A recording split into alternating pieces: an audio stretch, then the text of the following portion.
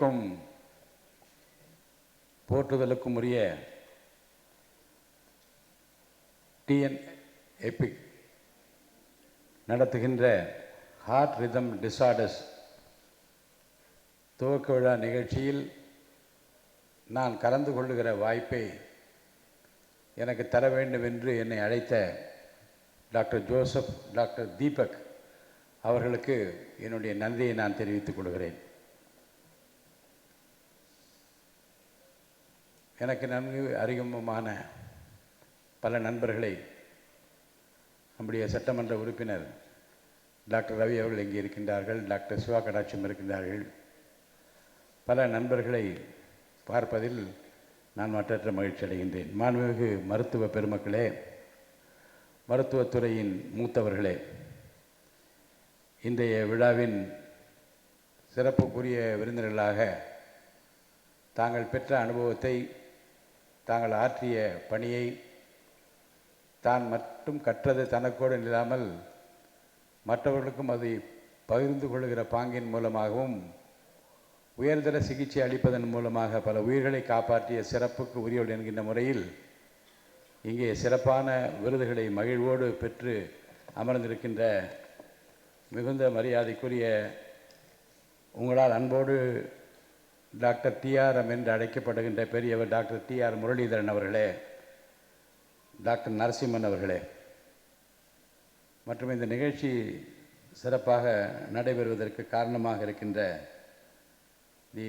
Organising chairman doctor K Jaishankar அவர்களே, doctor Ajay Naik அவர்களே, doctor Ullas விருது வழங்கி உரையாற்றி இருக்கின்ற டாக்டர் ஜாய் தாமஸ் அவர்களே, இந்த நிகழ்ச்சியில் இதயத்தை பற்றி நாம் பொதுவாக என்ன நினைப்போம்?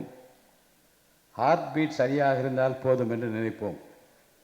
ஆனால் மருத்துவர்கள் சொல்லும்போது தான் புரிகிறது அந்த ஹார்ட் பீட்டுக்கு பின்னால் எவ்வளவு காம்ப்ளெக்ஸான ஒரு எலக்ட்ரிக்கல் சிஸ்டம் இருக்கிறது என்று நம்மாலே புரிந்து கொள்ள முடிகிறது. நம்முடைய இதயம் ஒரு பம்ப் மட்டுமல்ல, அது ஒரு ரிதமில் இயங்கும் அற்புதமான உயிரியல் அமைப்பு.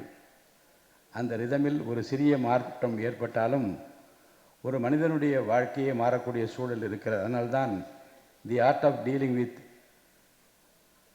அர்த்தீமியாஸ் போன்ற முக்கியமான தலைப்பில் இன்றைய பிளினரி டாக் நடைபெறுவது மிகவும் பொருத்தமானதாக இருக்கிறது.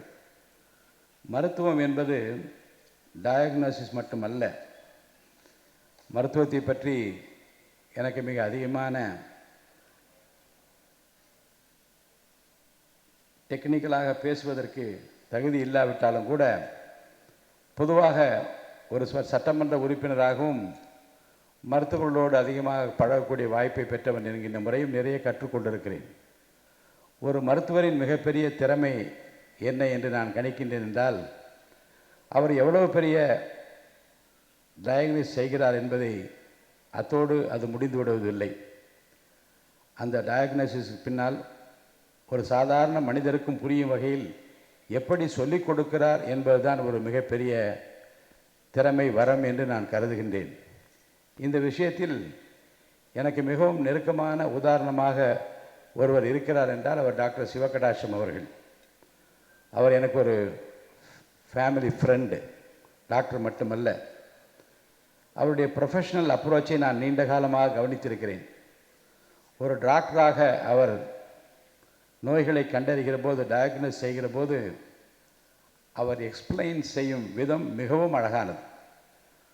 ஒரு மெடிக்கல் டேர்மை சொல்லிவிட்டு அங்கேயே நிறுத்திவிடாமல் இதன் அர்த்தம் என்ன, இது ஏன் வருகிறது, பேஷண்ட் என்ன புரிந்து கொள்ள வேண்டும் என்ற சாதாரண மனிதருக்கும் புரியும் அளவுக்கு நேரம் எடுத்து சொல்வார். அது ஒரு பெரிய கிஃப்ட். ஏனென்றால் ஒரு நோயாளிக்கு நோயை விட பயம்தான் சில நேரங்களில் பெரிய பிரச்சனையாகவே இருக்கும். டாக்டர் அந்த பயத்தை குறைத்து, இதுதான் உங்கள் பிரச்சனை, இதுதான் அதற்கான வழி என்று நம்பிக்கையை ஏற்படுத்தும் போது பாதி சிகிச்சையே அங்கேயே ஆரம்பமாகி விடுகிறது. ஒரு நல்ல மருத்துவர் இன்னொரு அடையாளம், நான் சிவகடாட்சம் அவர்களை தனிப்பட்ட முறையில் மதிப்பதற்கு இன்னொரு முக்கியமான காரணம் இருக்கிறது.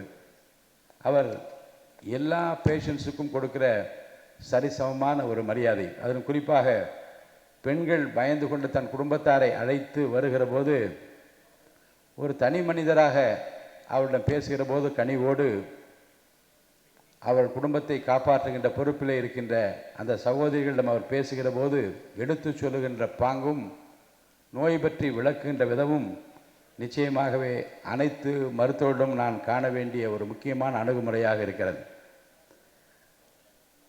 அதனால்தான் அவரை நான் ஒரு டாக்டர் என்று பார்க்காமல் ஒரு நல்ல ஹியூமன் பீயிங் என்று தொடர்ந்து பார்த்து கொண்டிருக்கிறேன்.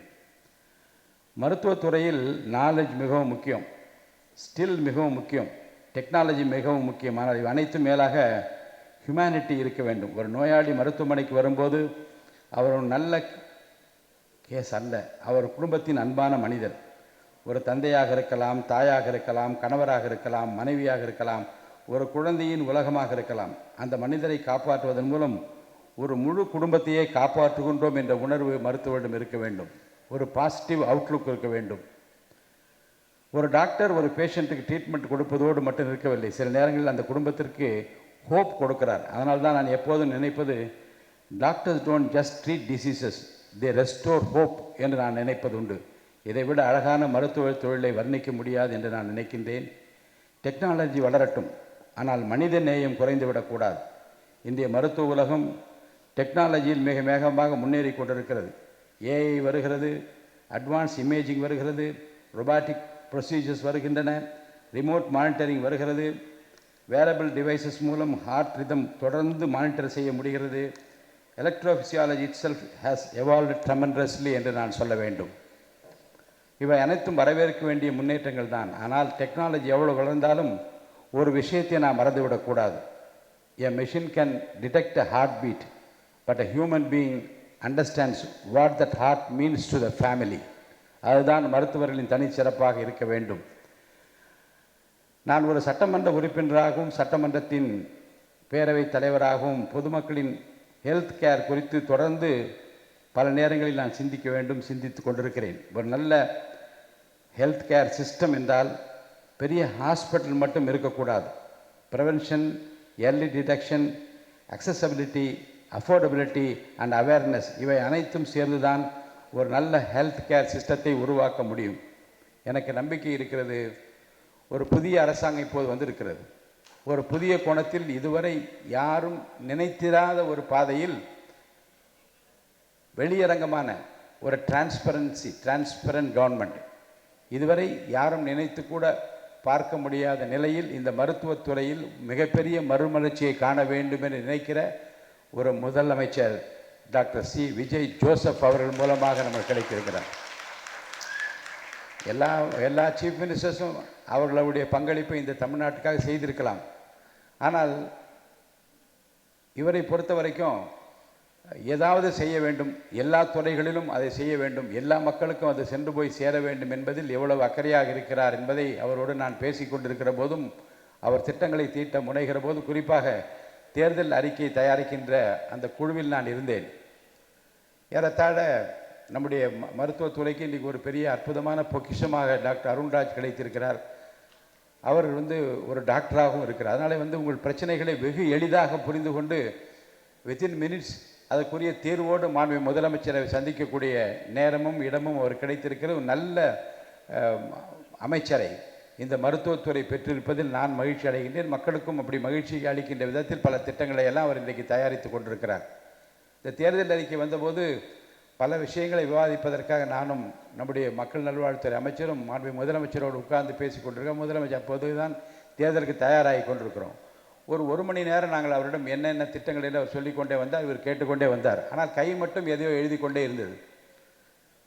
எல்லாம் முடிந்தவுடன், ஒரு மணி நேரம் முடிந்தவுடன் அவர் என்ன சொன்னார் என்றால், இப்போ நீங்கள் சொன்ன எல்லா கருத்திலையும் ஒரு 8 முக்கியமான விஷயங்கள் நான் எழுதியிருக்கிறேன், அதை படிக்கிறேன் என்று அதில் ஹெல்த் கேர் சிஸ்டம் உட்பட நாங்கள் என்னென்ன சொன்னோமோ அதெல்லாம் குறித்து வைத்துக்கொண்டு இதை உடனே செய்ய வேண்டும், இதுதான் ப்ரையாரிட்டி என்று அவருடைய சொன்னதில் ஹெல்த் கேர் நிச்சயமாக இருந்தது. நான் சொல்வதற்கு காரணம் என்ன என்றால், சில பேர் சொல்லுகிறார் ரொம்ப பேச மாட்டேன்றார் என்ன. பேச வேண்டும் என்பது அவசியமில்லை. செய்கையிலே தன்னை காட்டிக்கொள்ள விரும்புகிற ஒரு முதலமைச்சரை பெற்றிருப்பது நீங்கள் எல்லாம் மகிழ்ச்சி அடைய வேண்டும். குறிப்பாக ஹார்ட் டிசீஸ் மற்றும் இது போன்ற விஷயங்களில் அவேர்னஸ் மிகவும் முக்கியம். பல சிம்டம்ஸை இக்னோர் செய்கிறார்கள்.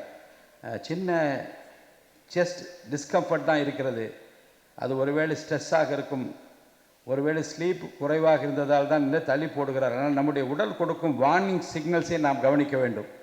அதற்காக அவேர்னஸ் கேம்பெயின் நிச்சயமாக அனைத்து மருத்துவ கல்லூரிகளிலும் மருத்துவமனைகளிலும் அவேர்னஸ் கேம்ப் மிகவும் அவசியமாகப்படுகிறது. மருத்துவர்களும் அரசாங்கம் இணைந்து பொதுமக்களும் இதை கொண்டு செல்ல வேண்டும்.